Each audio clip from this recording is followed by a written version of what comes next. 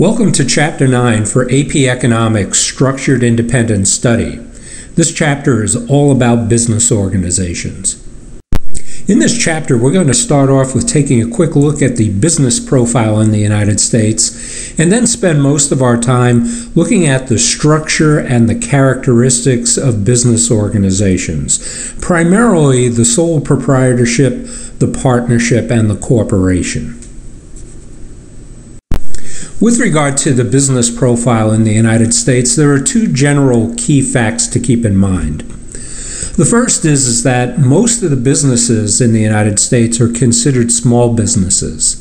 The federal government defines a small business as a business or firm that has 500 or less employees. And the total number of businesses within the United States, including small and large businesses, generally fluctuates around a little over 6 million firms. The second point about the business profile in the United States is that the United States economy is effectively a services and technology economy now. A little bit on the history behind that. During the 1800s, the United States economy was an agricultural economy. Farms played a big role in terms of economic production in our overall economy. In the early 1900s to mid-1900s, the United States economy could be classified as an industrial economy. And in the late 1900s, we moved into this configuration of being a services and technology-based economy. Let's now start to take a look at what these 6 million plus businesses look like. And let's start with something real simple and give you a working definition of a business organization in general. It's an establishment formed to carry on a commercial enterprise. And there are 5 factors that make any business successful. Here's the first. You got to have a great idea, an idea that has demonstrable value. If you're not familiar with the word demonstrable used in this case, means capable of being shown, obvious, apparent, evidence. The importance of oil is easily demonstrable. Here's the second factor that makes a business successful. Sufficient financial backing to get it off the ground. Having enough money to invest in it, to put it into play and operation. Third, very important, having the right people with the right set of skills and knowledge. Fourth, the ability to control costs. Having the right financial backing, critically important, but also using the money and the financial backing wisely to be efficient and productive. The fifth factor that makes businesses successful is on behalf of the federal government and state government, having public policy that helps businesses reasonably manage risk and provides positive incentives. And generally, the way to do this is by having low taxes, sensible regulation, and encouraging free trade. Now let's start to take a look at specifically the types of business structures, organizations, and how they are organized and what their characteristics are. And we'll start with the most commonly found type of business organization, which is the sole proprietorship. And here's your working definition for a sole proprietorship. It's a business that is owned and managed by a single individual. In most societies, a sole proprietor is usually considered an entrepreneur. An entrepreneur is a person who risks their assets in an effort to make a profit. You may not be familiar with the word asset, so let me give you a working definition for that. An asset is any item of value to which an individual or an organization holds a legal claim to. Some examples, and there's a wide variety of things that can be included in assets: cash, tools, buildings, goods produced. Even your individual talents are considered assets. Now, because sole proprietorships make up the overwhelming majority of the businesses in our economy, it's very likely that you already know somebody that's a sole proprietor, possibly one of your parents. But let's have a little fun with this for a second, a little comedy, if you will. And propose to you, do you happen to know what the world's most famous sole proprietorship is? Well, I'd suggest that it might be this: the Krusty Krab. And if you're familiar with the Krusty Krab, you're probably familiar with its sole proprietor, Mr. Krabs. And if you know Mr. Krabs, you probably know this character as well. And I use the word character. Well, enough said. Hey, let's take a look at the characteristics of a sole proprietorship. There are 4 characteristics of a sole proprietorship. Here's the first. The owner earns all the profits for the business. And if we think back to Mr. Krabs, we know what his priority is: money, money, money. Second, the owner is responsible for all the debts of the business. Third, sole proprietorships make up 75% of all the businesses in the United States. And the fourth characteristic, however, they produce only 6% of all business revenue. It's not where the big money is. Now we'll take a look at both the advantages and disadvantages of running a sole proprietorship. And we'll start with the advantages, of which there are 5. Here's the first. Sole proprietorships are pretty easy and low cost to start up and get running. But I'm going to make a couple of recommendations here with regard to that. The first thing I recommend is that if you're going to start your own business as a sole proprietor, you should invest I think it was the last time I checked, about $50 to $60 in obtaining a business license and name for your business. And you can actually do this online through most of the state websites, whichever state you're working in, and starting your business.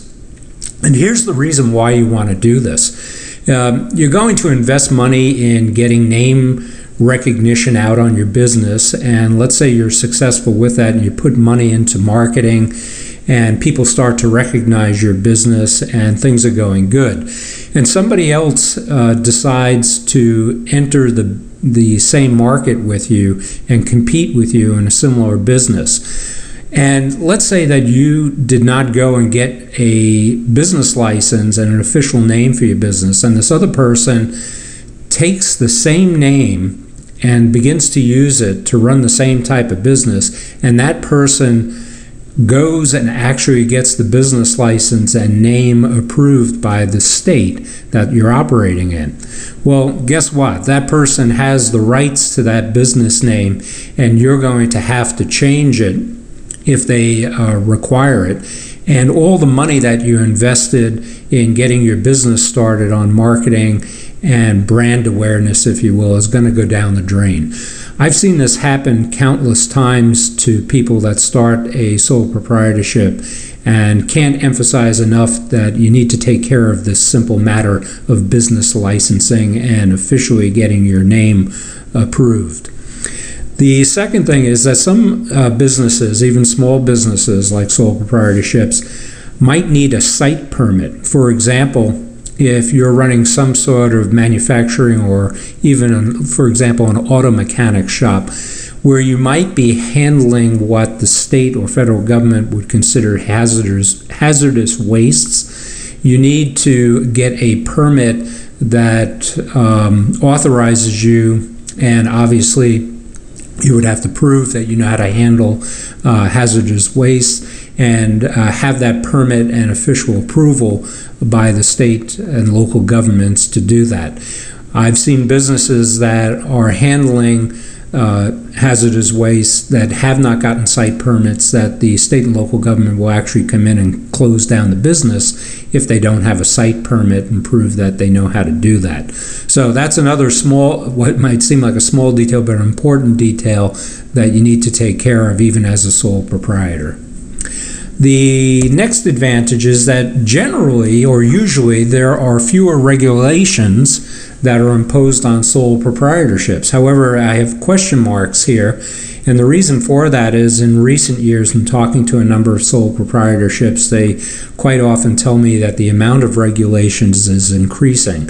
I do not know these days whether it's still to the level that corporations face, but traditionally, sole proprietorships have faced fewer regulations. Third, you get to keep all the profit running a sole proprietorship, and that's certainly an advantage. Fourth, you have, as the owner of the business, full and only owner of the business, full management control over the organization. And just as easy as sole proprietorships are to start, they're just as easy to close up the business. There are very few regulations or requirements with regard to that. You could almost be in business one day and decide to move on and do something else and close the business the next. I kind of equate it to almost like running a lemonade stand. You could go down to a corner with your lemonade pitcher and set up a sign saying, lemonade, 5 cents a glass, and when you're done selling your lemonade, you can pack up your stand, remove it from the street corner, and close it down. For sole proprietorships, it's almost that easy to close up businesses. Let's now take a look at the 4 disadvantages of running a sole proprietorship. The first disadvantage is that you, as the owner of the business, you are the business, you have unlimited personal liability for any potential damage that the business would do to either some person or some other business, damage to their assets, let's say.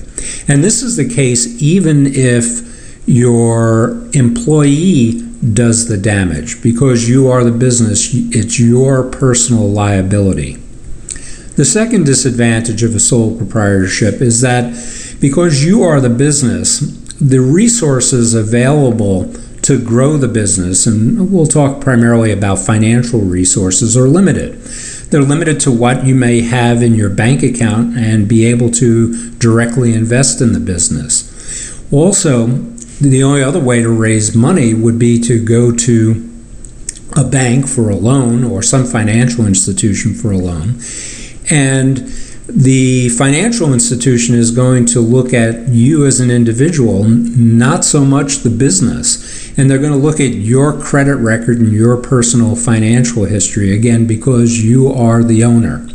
So many times this winds up limiting a sole proprietor's ability, especially if they do not have a good financial record, to raise the money that they need to actually grow the business.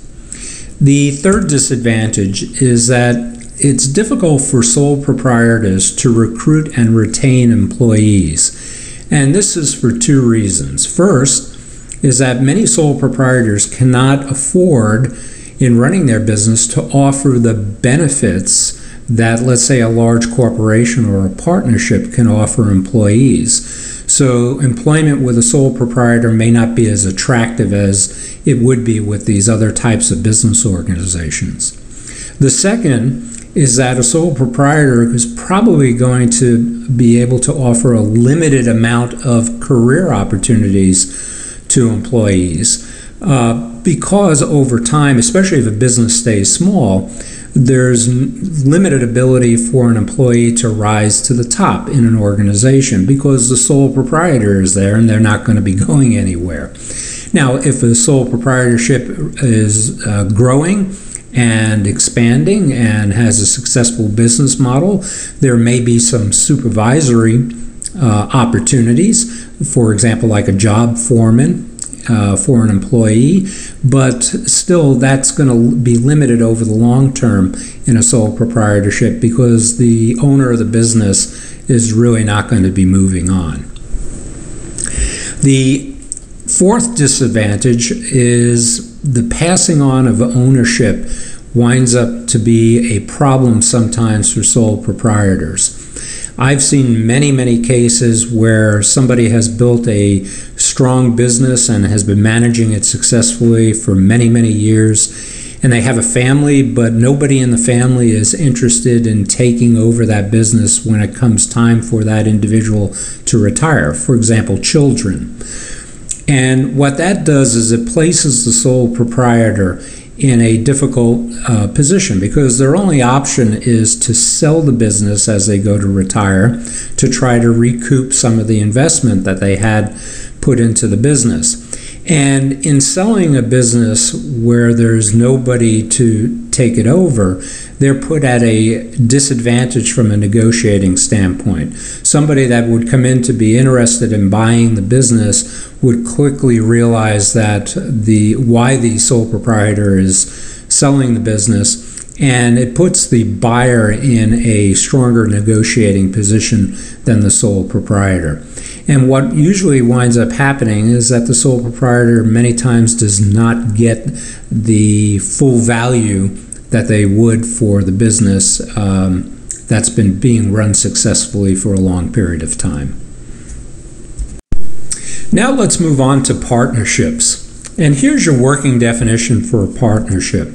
It's a business organization owned by two or more people who agree on a specific division of responsibilities and profits. There are three types of partnerships. Here's the first: a general partnership. In this case, the partners share equally in responsibility and liability for the business. Second type of partnership, it's called a limited partnership. In this case, one partner has unlimited management responsibility and personal liability, very similar to the situation with the sole proprietor. The other partners are really just investors putting in money into the business. Now, I've been using the word liability a lot here, so if you're not familiar with that, let's give you a little bit more background on it. Liability, an obligation for which somebody is responsible. Synonym, obligation, related, exposure. Used in a sentence, a poor reputation for product quality had become a liability for the company. An example that you may be familiar with of a limited partnership, quite commonly you see this in sports franchises. Arguably the most famous limited partnership in the world, some people say, is the New York Yankees baseball club. It's a limited partnership. So it's very commonly seen with sports franchises. The third type of partnership is called a limited liability partnership, an LLP.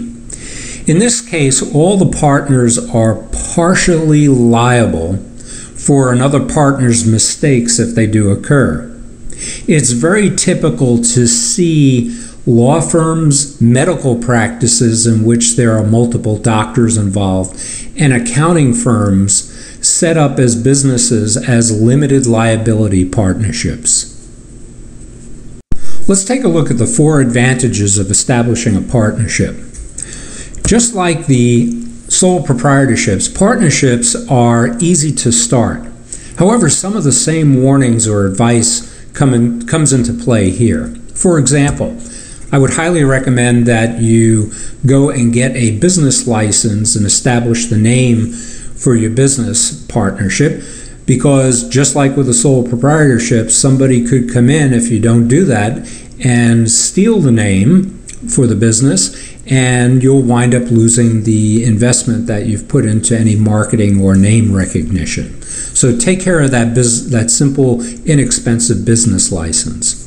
Secondly, if your partnership is a business that needs a site permit, like I had explained earlier, take care of that too, so that you don't wind up having local or state or federal authorities coming in and actually shutting you down because you don't have a site permit. Now, here's one additional thing to consider with partnerships. Highly recommend that you establish an articles of partnership, and even go to the point of maybe having an attorney, a lawyer, write this up for you, and it needs to be in writing. It's a simple agreement on the responsibilities and profits for the partnership. And yes, I emphasize this is even true to have this done even if you're going into business with a family member, a brother, a sister, or a cousin. Put the agreement on responsibilities and profits into writing so that it is understood by everybody and can be referred back to. The second advantage of establishing a partnership is bringing in additional specialized experience. After all, that's why you would want to probably establish the partnership to begin with. Let's use an example. Let's say that you had the dream to establish a general construction firm that builds homes, as an example. And your experience happens to be in the carpentry end of things, but you would like to be able to be a full service provider, and you would need somebody that would have masonry experience, somebody else electrical, somebody else plumbing, so forth, and you have people that you know that have that skill set that you could bring into the business to establish a partnership and collectively put together a full-service business. So by forming partnerships, you can bring in that specialized experience to your business. The third advantage is that with your partners coming in, they bring their resources and their assets with them. And that was a limiting factor for a sole proprietor. Here, by bringing in partners, they bring in their resources to be able to invest in the business and help it grow. And the fourth advantage, and I'm not a tax attorney or a tax accountant, but I know for a fact in the United States tax code, both at the state and federal level, there are some advantages, is my understanding, to the establishment of a partnership as a business as to a sole proprietorship. So you may want to take a look at what those advantages are as well. There are two disadvantages of partnerships. The first one is sometimes argued that it's not a disadvantage because the general partner knows this going in. But be that as it may, the unlimited liability of a general partner might work out to be a disadvantage for that general partner if the partnership is not a limited liability partnership. The second disadvantage is that because you have multiple people having a large say in how the business is run, the potential for interpersonal conflict is greater, meaning resulting in disagreements and potential breakups of the business. In fact, it's this item in particular that is the most common cause for partnership breakups. And now we'll move on to corporations. And let me give you the working definition to start with. Corporations are legal entities owned by individual stockholders. And corporations are very interesting organizations, and primarily because of the two words that we see here in the definition, legal entity. Our society looks at a corporation no different than they look at an individual person. And there are a lot of striking similarities here. When you're born as an individual in our society, you have a birth certificate that proves who you are and so forth. Well, when corporations are created, they also have birth certificates. They're called articles of incorporation. And from a tax standpoint and a legal standpoint, our legal system looks at corporations no different than an individual human being. And that raises a whole bunch of interesting questions about their operations and how they're looked at within our society that in part we'll discuss in our course resource center on the days that we are in there. Now, notice it has individual stockholders, or the people that actually own the corporation. What are stockholders? Well, before we look at that, we need to probably define for you here at this point what stock is. So here's your working definition for stock. It's a share representing a portion or a percentage of ownership in a corporation. So if you own a portion of it, what does that represent in terms of value? In other words, how is the value of a share of stock determined? And that's something else we need to cover here at this point as well. There are three combined factors that help determine the value of a share of stock. And in explaining this, we're going to get into a little bit of supply and demand and also some verbal math. Here's the first factor. We take the value of the company's assets less its debts and add that into the mix. Secondly, we look at the corporation's perceived market potential over the long haul. That helps drive the demand aspects of determining the value of a share of stock. Thirdly, we take the number of shares that are available to be owned. In financial terms, we call that the shares outstanding. And this drives the supply aspect of determining the value of a company's stock. Let's now take a look at the three characteristics of corporations. First, they represent only 15% of all the businesses within our economy. However, they also represent 90% of all the revenue that's produced. This is where the money is. Corporations are also run by a board of directors who are directly responsible to the stockholders or the investors. Yes, there are chief executive officers or chief operating officers, but they report to the board of directors. The board of directors is responsible for the overall management and operation of the corporation. Now, next we want to take a look at the two types of corporations. The first one is a private corporation, or LLC. LLC stands for Limited Liability Corporation. This is a corporation where stock is selectively sold to a few people, usually to family members or very big investors. Now, if you are looking to buy stock in a corporation or invest your money, please be careful with investing or considering investing in private corporations. And be sure to catch my explanation as to how this process works when we're in the Course Resource Center. And I can point out the pitfalls to avoid if you do want to invest in a private corporation. It's much safer to invest generally in a public corporation, which is a corporation where the stock is offered to the public broadly and sold on the open market in a stock exchange. Sure, there's some risk in doing this as well, but as part of that explanation in the Course Resource Center, I'll explain the difference between investing in private corporations and public corporations and why it's safer for taking the public corporation route. Next, we want to look at the four advantages of corporations. And here's the first. Because the ownership is split among the stockholders, there's the liability for something that goes wrong is spread broadly and doesn't fall on the shoulders of one individual.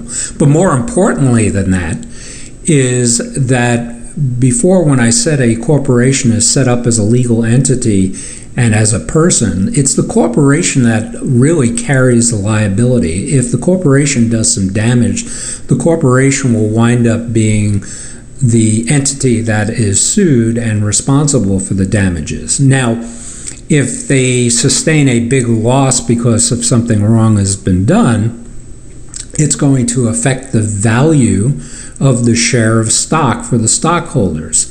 So that's another way of looking at the limited liability for the stockholder. Is not only is your ownership spread, but also your liability will be maxed out at whatever the value that you paid for the share of stock itself. A second advantage is that you're easily able to transfer ownership in a corporation. we saw that this was a particularly difficult thing to do for a sole proprietor, and somewhat difficult to do also, although we didn't talk about it specifically, I think you can imagine, for partnerships. But in a corporation, particularly a public corporation where the stock is offered to the public and sold on the open market, it's very easy to transfer your ownership. For example, this morning you could be a stockholder in Ford Motor Company, and by this afternoon transfer your ownership in terms of value, in terms of stock, to something like Microsoft or Google. Part of my warning about private corporations and investing in those, it's not as easy to transfer your ownership in a private corporation as it is in public, but it's still not like what the sole proprietor faces in terms of transferring ownership. The third advantage is a corporation has the ability to attract funding in a number of different ways. First, to create the corporation or to grow it. When a corporation is created, it's through the sale of stock.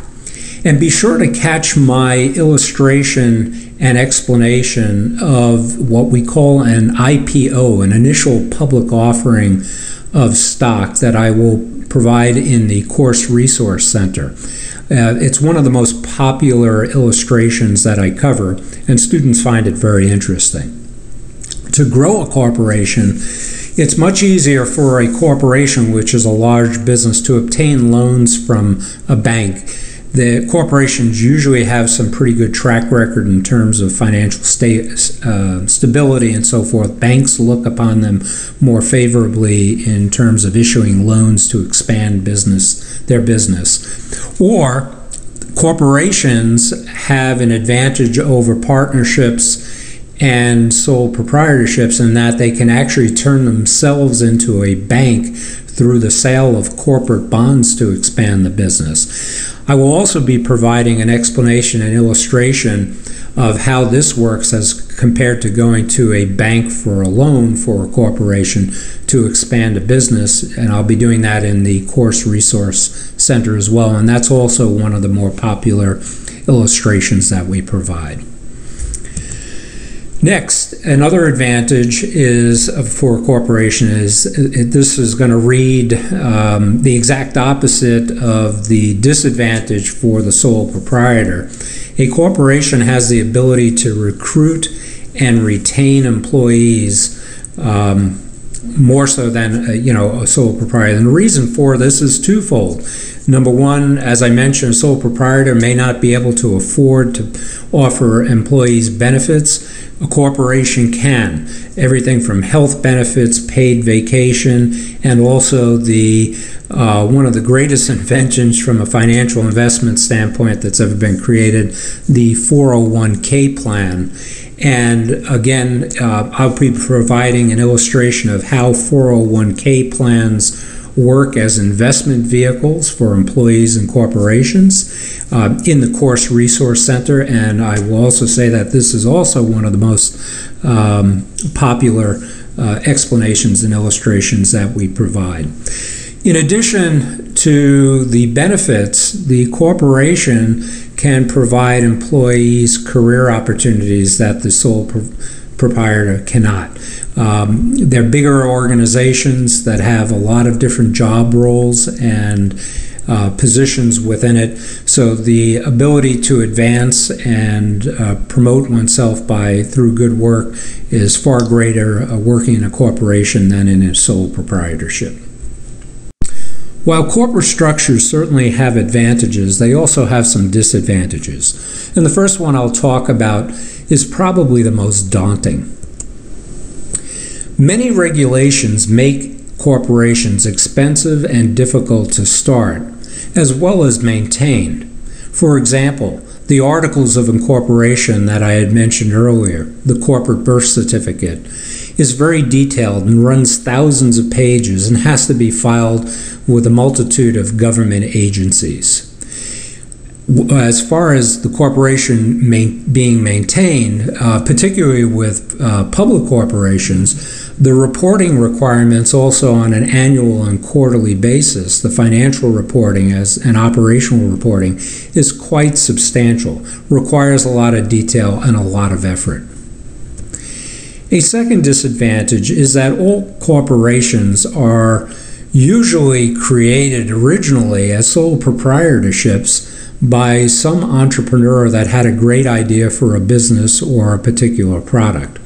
And when they move into a corporate structure, quite often they lose control and influence and wind up leaving. And in some cases, they leave with valuable information that winds up or potentially could hurt the corporation over the long haul. The third disadvantage comes in the form of double and triple taxation on income, dividends, and capital gains. Don't miss my explanation of this again in the Course Resource Center as to how this works, so that you have an understanding that both as an investor and a potential employee of a corporation, how the taxation will affect you in various ways. We're now going to look at a special situation with regard to corporations. Corporations are the only business organization that is allowed to offer franchises. And what franchises are a semi-independent business that pays royalties back to the corporation. And royalties are fees to a parent company, meaning the corporation, in return for the exclusive right to sell a certain product or service in a specific area. I had mentioned franchises back when talking about monopolies, because a franchise is effectively a sub-monopoly given by a corporation to some entrepreneur to sell their particular product or service in a defined geographic area, a specific area. And they get the exclusive right. If you're not familiar with the word exclusive, what we're meaning here is not shared with others. In other words, the monopoly aspect of this. Chosen sole. Their tickets gave them exclusive seating at the concert. And there are 5 advantages to buying a franchise or investing in a franchise from a corporation. And the best way to illustrate these 5 advantages is to stop and use an example here in doing so, and to think about the situation where if you were an entrepreneur and you wanted to own a restaurant, you really have 2 choices. You can go out on your own and create your own restaurant, or you can buy from, for example, some of the fast food corporations, use McDonald's or Burger King as an example, buy a franchise from them. So let's look at the advantages of franchises and compare that against if you went off on your own. Here's the first one.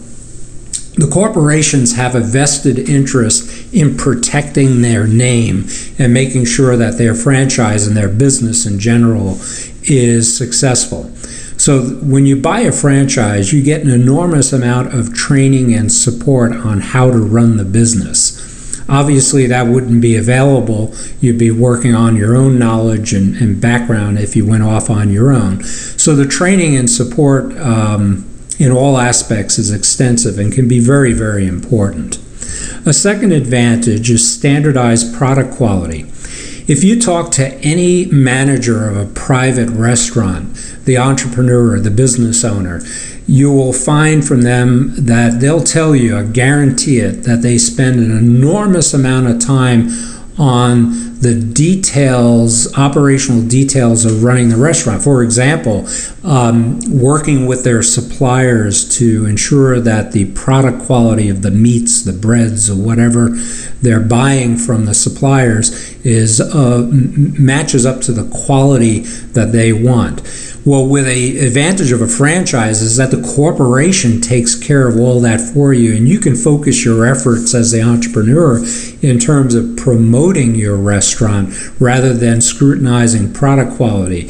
The quality of the hamburgers that are provided through Burger King and McDonald's to each one of their franchise operations is of very high quality, standardized, and it really relieves a significant detail burden from the entrepreneur. The third advantage to buying a franchise is you get to reap the benefits of the national advertising that's done by the corporation. If you take the McDonald's logo over here on the right side of the screen, they don't even need to put their name, McDonald's, on the logo. It's just the recognition of the golden arches clearly communicate their brand strength in the marketplace. And you as a franchise owner get to save money and not have to do your own advertising and figure out your own marketing strategy. You really get to take advantage of what's been done and what's been built by the corporation. A fourth advantage is the fact that these corporations provide financial assistance. Let's say by chance you don't have all the money it takes to buy the franchise directly outright. If you're a proven business person and the corporation will do its due diligence on you and check out your background, what they'll do is they'll take your money and loan you the rest at a nice rate of interest, effectively turning the corporation into a bank, provide you the financial assistance to complete the deal for the franchise. So if you're legitimate, they will be able to help you get into the franchise business with them. And the last advantage is that the corporation provides centralized buying power. And this is probably one of the most important advantages. And the way I like to describe this here is think quantity discounts. The power that McDonald's has in terms of based upon driving down costs based upon, for example, how many potatoes it buys and how much meat it buys, dwarfs the leverage that an individual private restaurant owner could drive deals with their suppliers. The cost of running the franchise in terms of the supplies due to the centralized buying power, the sheer volume, will be an advantage to a franchisee versus a private restaurant owner. So those are the advantages of owning a franchise. Let's move on now to consider other special situations that are possible for all business structures. And the first one that I'd like to talk about is the merger. And a merger occurs when two firms combine together to form a new firm, a new company. And mergers come in two types. The first one I'll talk about is a horizontal merger.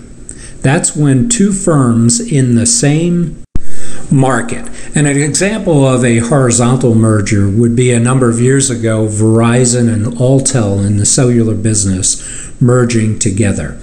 The reason businesses merge together like this in horizontal mergers, and also the next one I'll talk about here in a moment, is to take advantage of driving costs out of the business by obtaining greater economies of scale.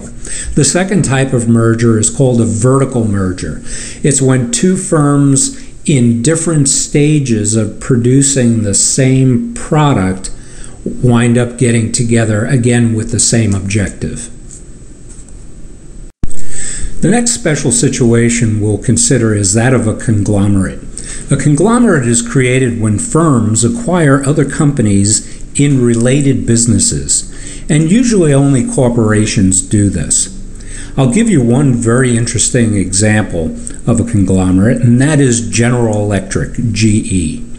Now, you may know GE as a provider of consumer products for the home or the office as well, everything from light bulbs to appliances.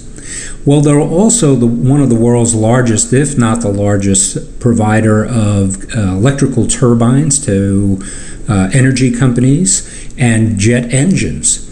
But they're also one of the largest banks in the world. And now you may be scratching your head saying, banks? I didn't know that they were a bank, and how did they get in the banking business? Well, to support their other businesses, everything from consumer appliances to jet engines, Many of their customers, big retail store chains as well as airlines, sometimes found it a little bit of a challenge to buy products from GE, have the money to buy products from GE, particularly the airlines with the jet engines, in a given year. And GE has a vested interest in making sure that their production levels stay up. Remember, economies of scale are important. And they get together with their customers and help them make sure that they even out the flow of the products ordered from GE. And they'll go, a long time ago, they went as far as offering them a line of credit. And this grew into a rather large credit business, which is the basis of what banks are based on. And that's how GE actually entered the loan, credit, and banking business. The next special situation with regard to business structures is that of the multinational corporation, or I shouldn't say corporation, because any business can actually wind up being a multinational. This is where companies have an actual operating presence, a physical and working presence in more than one country. And there are two important factors to usually consider when becoming a multinational organization. The first is the possible financial and operating advantages of establishing a multinational business. The possible financial and operating advantage are things like a lower cost of labor, being able to maybe manufacture something at a lower cost in another country because the wage rates are lower. Also, sometimes there are tax incentives offered by other countries for a business to locate a portion of its operating divisions or business there. And obviously, working in other countries would also provide new markets for expansion of the business. And some examples of multinational corporations or businesses are, again, GE, it would be a good example, and in the high-tech business, Intel. The other important factor to consider is that sometimes operating and setting up shop in another country is done so at great risk in the event of political changes. There have been many cases where businesses have gone in to another country, set up shop, and have been operating for a while. A political revolution changes, and the new government comes in and takes over the businesses and nationalizes the businesses under government control. And these businesses have wound up losing all the money that they invested in setting up in that country, and they've lost all their assets. A classic example of that is when the oil industry became what it is today, or started to become what it is today in the early 1900s. British Petroleum heavily invested in the country of Iraq, and as a matter of fact, the oil business became so big in the early 1900s with the advent of the automobile for British Petroleum that British Petroleum became not only the largest economic dominant factor in the country of Iraq, but also arguably the largest political operating factor in the country of Iraq. Iraq has gone through multiple revolutions. Also, I should probably add in here, the same holds true for BP's presence in Iran, which they wound up having the same experience with. Both countries have gone through multiple revolutions, in which case the governments that have come in have wound up taking over assets of the company. So there's great risk for loss, potential loss for companies operating in unstable environments. Now that we've taken a look at the types of business organizations we find in our economic system, we're going to take a moment and look at how they interrelate to each other to help with the proper functioning of the capitalist ecosystem. And the proper functioning of the ecosystem rests on four sectors that the business organizations are put into. To illustrate this point, we're going to use this simple graph here, which has four quadrants to it. And we're going to start in the upper left-hand corner and talk about, or refresh your memory, that it's through personal investing, angel investing, and venture capital that startups are created, usually in the form of partnerships and sole proprietorships. It's these partnerships and sole proprietorships that make up the majority of the business organizations in our economic system that either turn into or wind up supporting as suppliers, as an example, large-scale corporations that are formed. And the funding from the large-scale corporations, as we looked at, comes from stockholder investments as well as corporate bonds, which is when the corporation goes out to raise additional capital for expansion into other markets. And both the partnerships, sole proprietorships, and the corporations have a relationship with the government, and the government plays a role in this ecosystem as well. And specifically, that role is to structure the right public policies and incentives for growth by all the types of business organizations. Now, the government also has another role,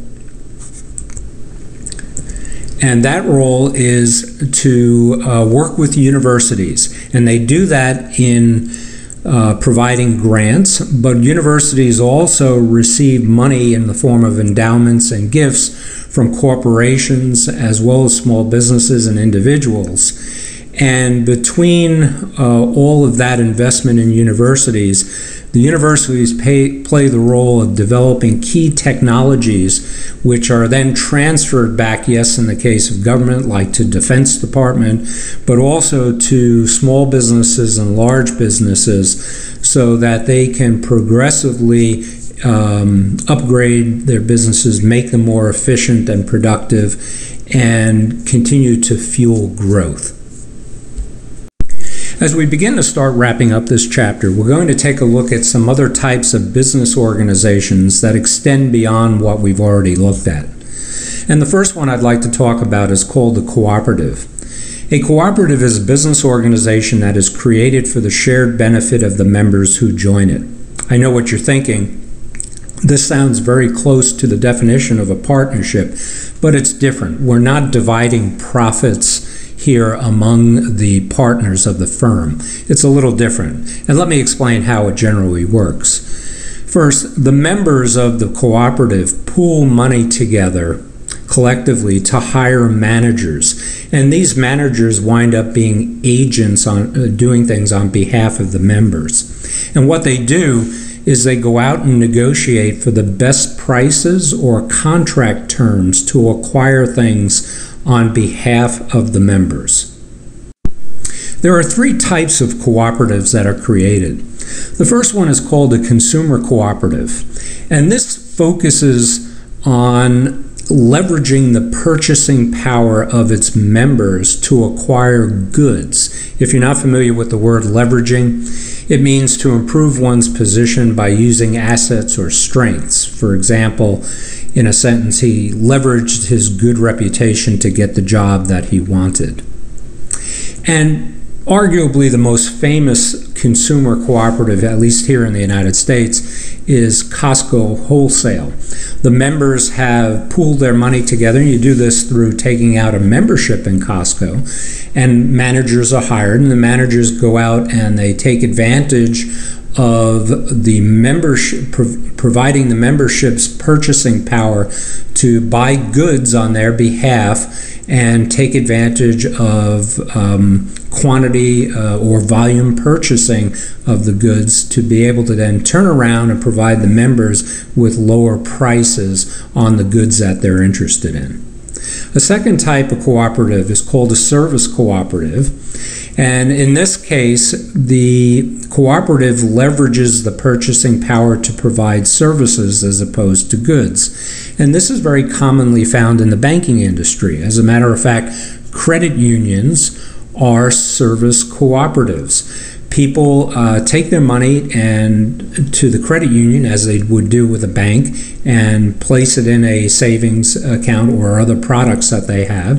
And the credit union in turn goes around to other financial institutions and presents their audience or community, if you will, as a potential market for the other financial institution, usually primarily for loans. And they negotiate a good rate on loans and then turn around to their members and be able to offer them supposedly better deals.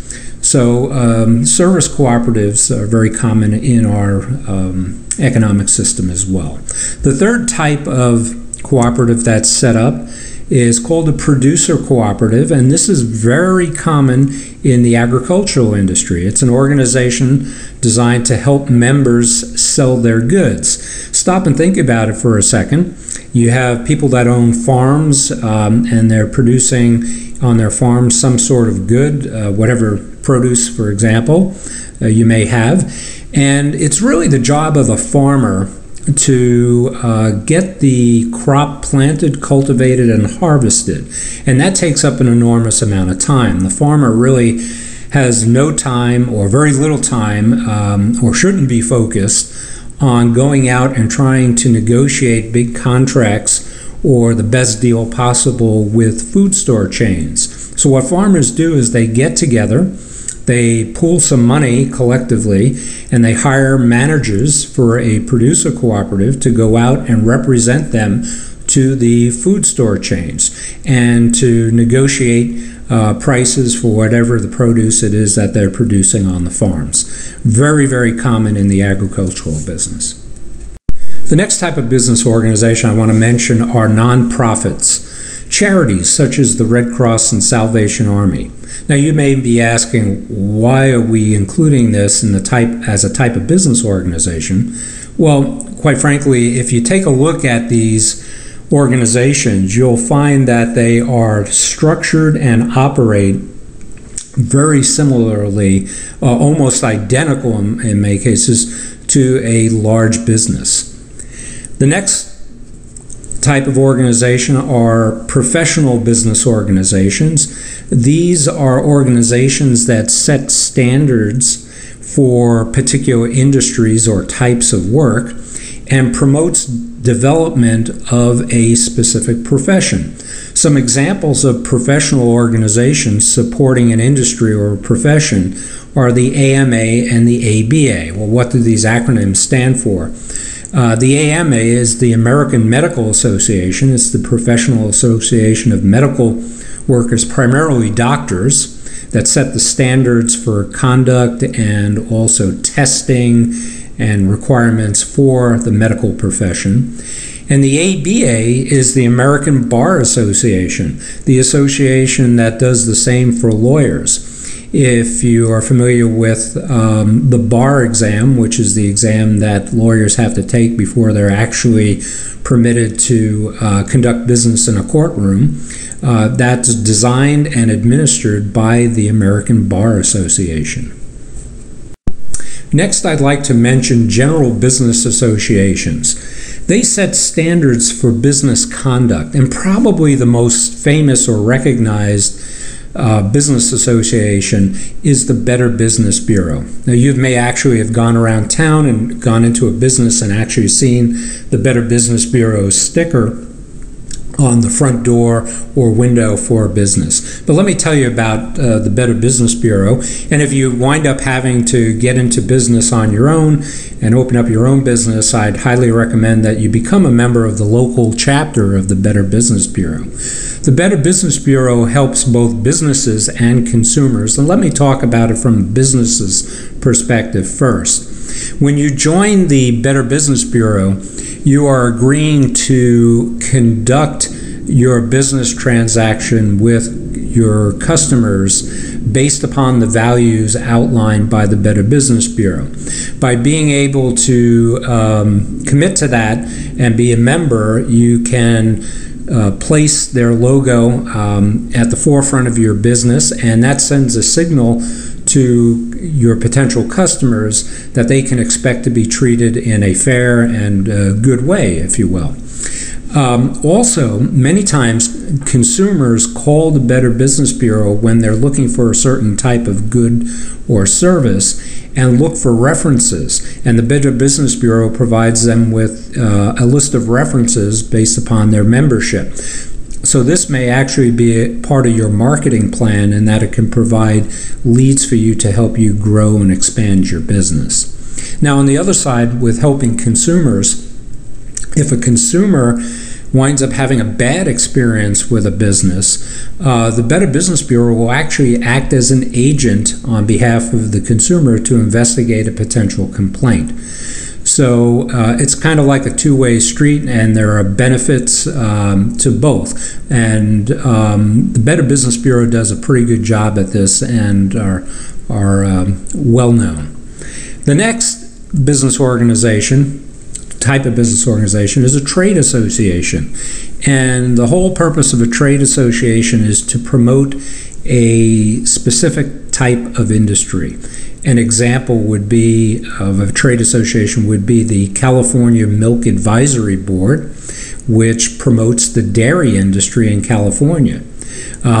You may be familiar with their advertising campaign, Got Milk, which was created by the California Milk Advisory Board and used in California first, and then other dairy associations around the United States picked up on that advertising campaign and actually licensed it from the California Milk and Advisory Board.